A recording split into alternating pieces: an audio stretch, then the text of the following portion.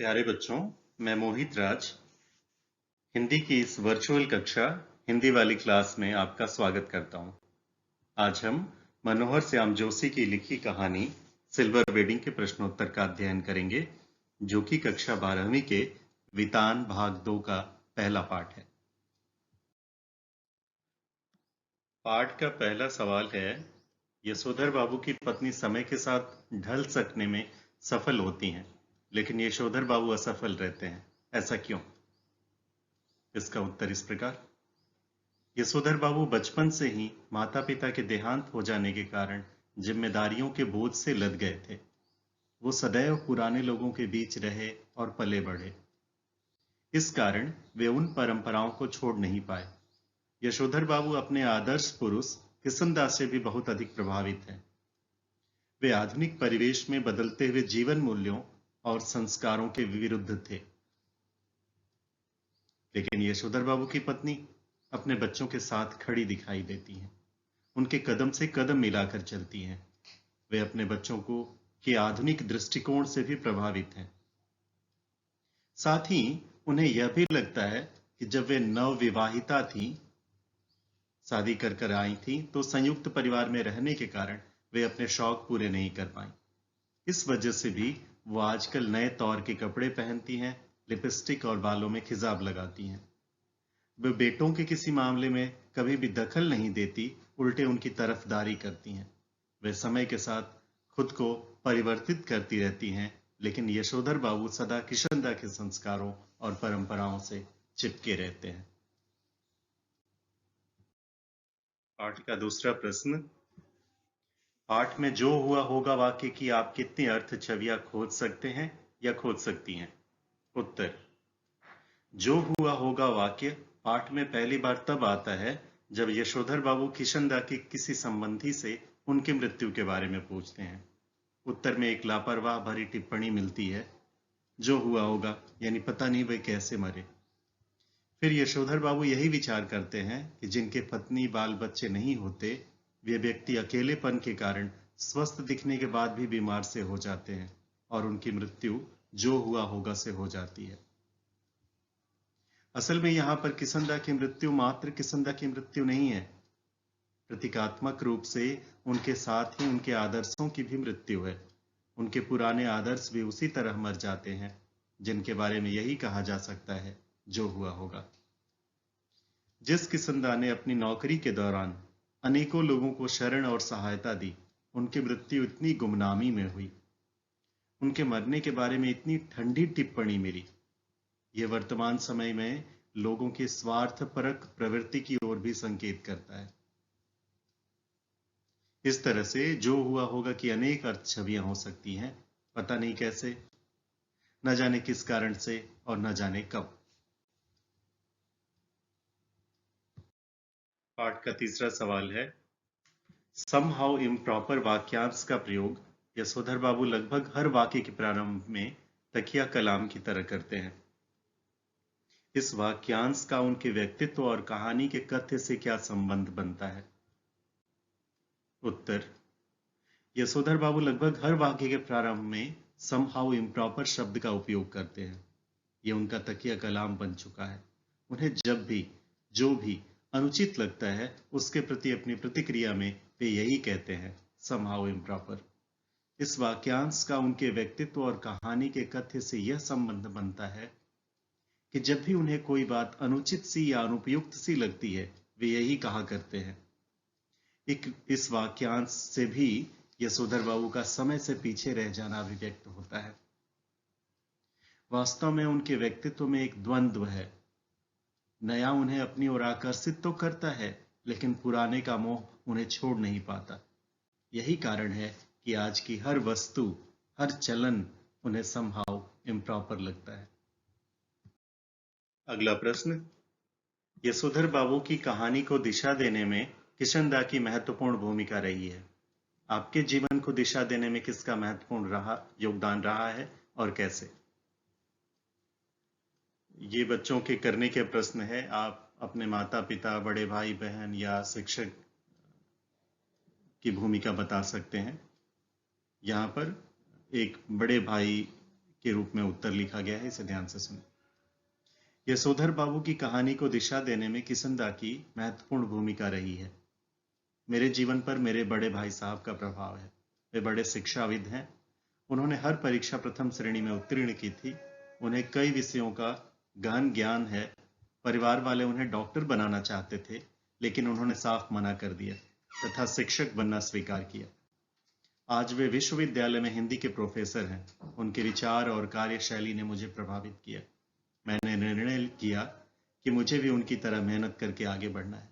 मैंने पढ़ाई में मेहनत की तथा अच्छे अंक प्राप्त किए। मैंने स्कूल की सांस्कृतिक गतिविधियों में भी भाग लेना शुरू कर दिया। कई प्रतियोगिताओं में मुझे इनाम भी मिले। मेरे अध्यापक प्रसन्न हैं और मैं बड़े भाई की सादगी और सरलता से बहुत प्रभावित हूँ।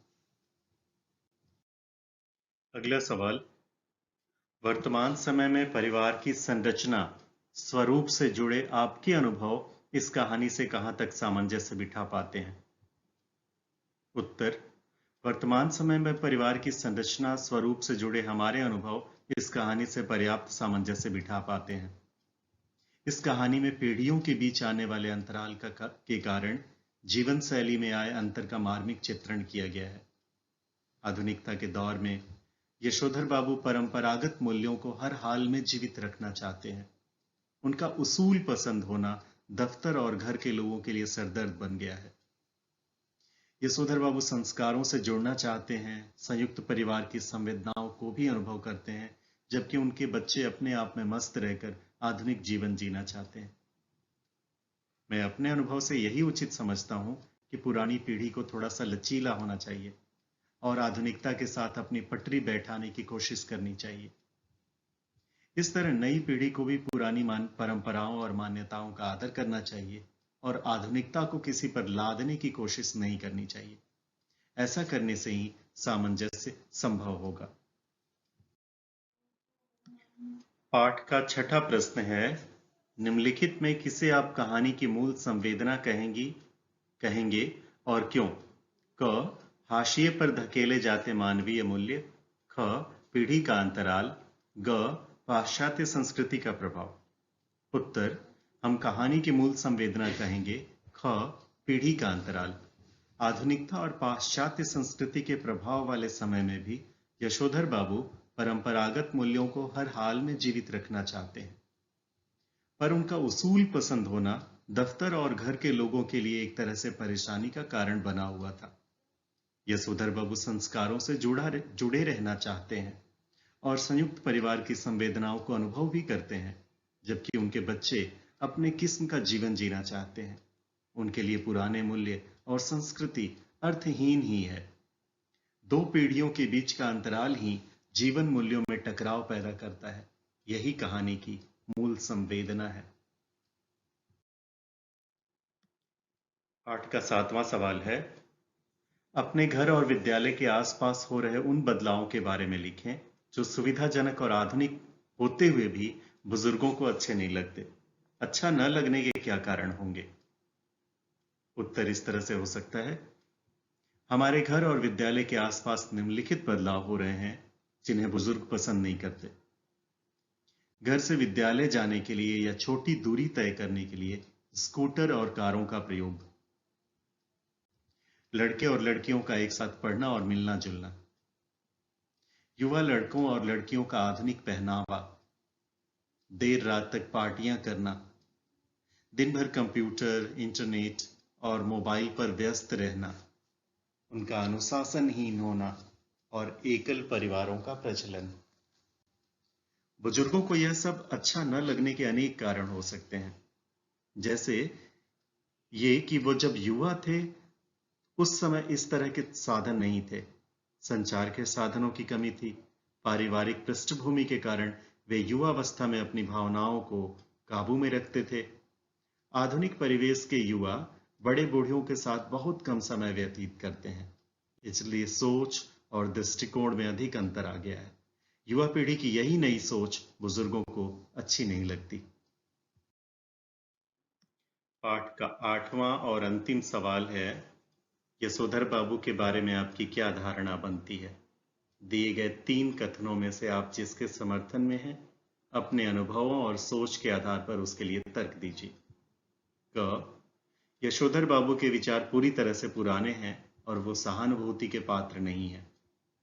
ख यशोधर बाबू में एक तरह का द्वंद्व है, जिसके कारण नया उन्हें कभी कभी खींचता तो है पर पुराना छोड़ता नहीं, इसलिए उन्हें सहानुभूति के साथ देखने की जरूरत है। ग यशोधर बाबू एक आदर्श व्यक्तित्व हैं और नई पीढ़ी द्वारा उनके विचारों को अपनाना ही उचित है। जैसे कि आप देख रहे हैं क और ग बिल्कुल एक्सट्रीम पे चले गए हैं। एक उनका यशोधर बाबू का समर्थन करता है, दूसरा उनका विरोध करता है। तो हमें ख वाला उत्तर चुनना है अपने लिए। उत्तर इस तरह से है, यशोधर बाबू के बारे में हमारी यह धारणा बनती है कि वो नए और पुराने मूल्यों के द्वंद्व में झूलने वाले व्यक्ति हैं। इसलिए दिए गए 3 कथनों में से मैं इस कथन से सहमत हूं। यशोधर बाबू में एक तरह का द्वंद्व है, जिसके कारण नया उन्हें कभी कभी खींचता तो है पर पुराना छोड़ता नहीं, इसलिए उन्हें सहानुभूति के साथ देखने की जरूरत है। यशोधर बाबू एक ऐसे आम व्यक्ति हैं जो नए और पुराने में से किसे अपनाएं और किसे छोड़ दें कि ऊहापोह में रहा करते हैं। वो नए के साथ आना तो चाहते हैं, लेकिन नया पूरी तरह से उनके लिए ग्रहण योग्य नहीं होता। वे पुराना छोड़ना तो चाहते हैं, लेकिन वहां सारा का सारा छोड़ने के काबिल भी नहीं होता। इसलिए दोनों के बीच में ये उलझन, ये द्वंद्व चलता रहता है। तो स्वयं को उपेक्षित मानने लगते हैं। इसलिए ऐसे समय में ऐसे व्यक्तियों के साथ हमारी सहानुभूति होनी चाहिए और उनके मूल्यों के प्रति हमें समय समय पर आदर भाव भी प्रदर्शित करते रहना चाहिए। अभी हम सुन रहे थे सिल्वर वेडिंग पार्ट के प्रश्न और उत्तर। आपके प्रश्न, प्रतिक्रियाओं, शंकाओं और सुझावों का कमेंट बॉक्स में स्वागत है। धन्यवाद।